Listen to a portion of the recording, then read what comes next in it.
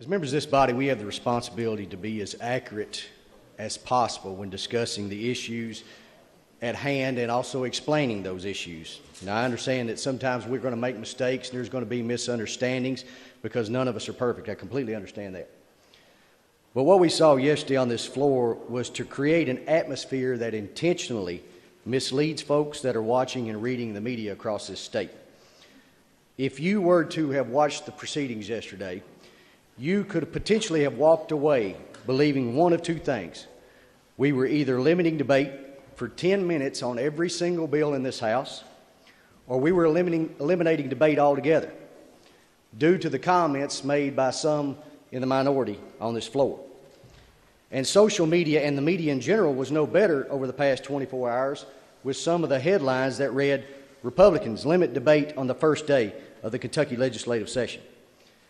The Kentucky legislature starts 2022 session with fight over new rules limiting debate. Neither one of those are accurate. We didn't limit debate on the first day. There was no limiting debate of anything yesterday. We actually have been operating under most of these rules for years and years and years, but we made a slight change to those rules, which I will explain here in just a minute. But the biggest issue that I have was there were also several social media posts yesterday by members that were misleading and inaccurate, but none was more misleading than this one. And I have to say that I'm not going to call her by name, but the post read, "We are facing a most critical issue in the House chamber that will limit the debate of a bill in the House chamber to 10 minutes. How can KET viewers have any concept of the intent of a bill if questions and comments in total are limited to 10 minutes?" I understand, again, mistakes and misunderstandings. Believe me, I have made my fair share of them. But we have a duty on simple things like this to understand them. The rules were sent out Monday. We received them. It's our responsibility to read them and ask questions.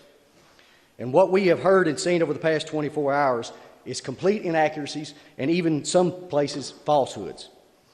Let me explain exactly how this procedure works. For those of you that have not gathered it yet, I know some of you do. When you talked about it on the floor yesterday, I could understand that.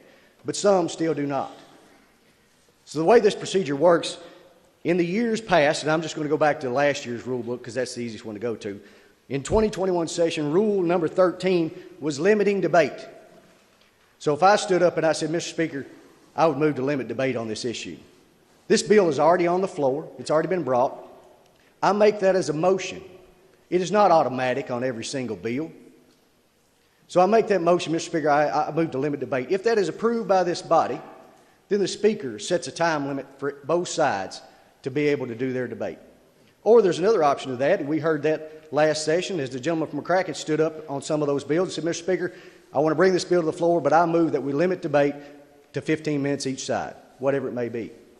That's how limiting debate works. That has not changed in 2022 rules. Rule number 12 in 2021 was previous question. So if I stand up and I say, "Mr. Speaker, I'd like to move the previous question." If that is voted on and approved by this body, again, it is a motion made, then debate would end except for a 10-minute time period that is automatically set for each side. Now, it's automatically set. Those are redundant rules. Those are two rules limiting debate. Mason's manual says that previous question, when called, ends debate, period. That is what it is meant to do. All we have done is mirrored Mason's manual in our rules. So if the debate is going on for 3 hours, which it has in this chamber before, and I stood up, the debate was getting redundant, I stood up and I said, "Mr. Speaker, I call for previous question." In 2021, you would have had 3 hours and 20 minutes total, if that was the case, to finish the debate. Now you have 3 hours. The only difference is if I call for previous question, it ends. But the Speaker has an option. He could come back to me and say, "Gentleman from Lincoln, would you retract your motion and move to limit debate? That way I could set a limit for both sides to finish." He has that option. No one is doing anything to squelch the voices in this body.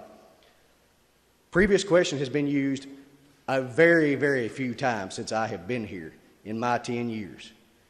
And in this new rules, we even made it more strict that it had to be a 2/3 of this body that voted for it in order for it to be used. So what I've described is nothing like what was described yesterday on this floor. But what we did yesterday was we adopted rules of this body that have been in use for years with, in reality, minor changes when it comes to the motion of previous question. And I will also remind the members, for the folks that were here the last year that this minority had the majority, we didn't even adopt rules. They simply made them up as we went. So it's no wonder why the public doesn't trust politics or the government or the media, for that matter, if you understand what went on this floor yesterday. There was no attempt, as was said, to stop transparency. There was no attempt to kill democracy, as was said. These rules are used across this country in various legislatures. But I will say this one thing that I was glad to hear yesterday, Mr. Speaker, from the minority party, and that was that they were concerned about democracy, since some in their party for the last 2 years during this pandemic have silenced it. Thank you, Mr. Speaker.